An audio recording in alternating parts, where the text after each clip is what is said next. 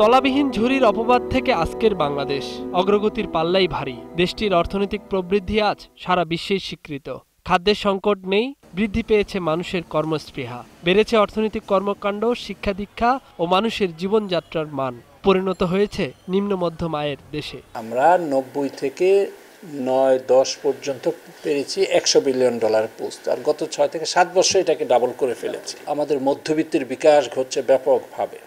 মধ্যবিত্তের বিকাশ ঘটা মানে সামর্থ্য বাড়া, আমাদের বাজারের চাহিদা বাড়া।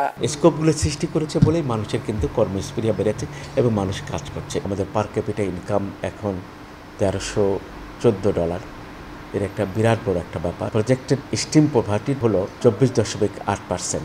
উন্নয়নের সকল ক্ষেত্রে সূচক ভালো, বেড়েছে মানুষের সামর্থ্য।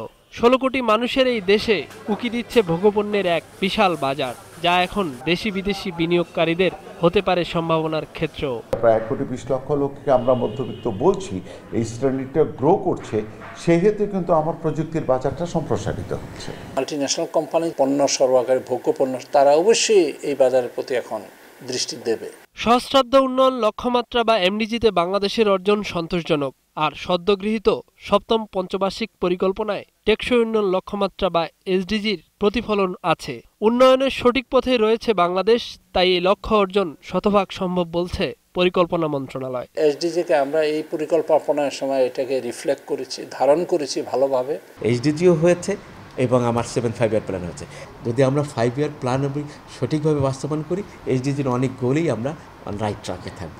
অর্থনৈতিক উন্নতি হলেও আয় বৈষম্যের বিশাল ফারাক থাকার শঙ্কা থাকছেই, যা দেখা হচ্ছে বড় প্রতিবন্ধকতা হিসেবে। টেকসই সমাজে আমরা যাচ্ছি, সেই টেকসই সমাজটা ঠিক টেকসই হবে না। নজর রাখতে হবে যেন বৈষম্য না বাড়ে। সামাজিক অগ্রগতি ও অর্থনৈতিক উন্নয়ন যাই হোক না কেন, মধ্যবিত্ত শ্রেণীর প্রত্যাশা রাজনৈতিক ও অর্থনৈতিক স্থিতিশীলতা, মত সমাজবিজ্ঞানীদের। আমাদের এই চেঞ্জটার সাথে যে আমরা মিডল ক্লাস কিন্তু সোশ্যাল স্ট্যাবিলিটি চাইবে, পলিটিক্যাল স্ট্যাবিলিটি চাইবে, বুর্জুয়া যারা কিংবা যারা কিনা বিজনেস ক্লাস, তারাও কিন্তু স্ট্যাবিলিটি চাইবে। এবং মানব দক্ষতা তৈরি করতে হবে সর্বপর্যায়ে সমাজের। বাস্তবায়নের যারা দায়িত্বে থাকবেন তাদের যেমন সক্ষমতা লাগবে, যারা কাজটা করবেন তাদেরও দক্ষতা লাগবে। মোহাম্মদ নুরুন নবী, 21 টেলিভিশন, ঢাকা। যখন অন্যদের সঙ্গে আলোচনা করতে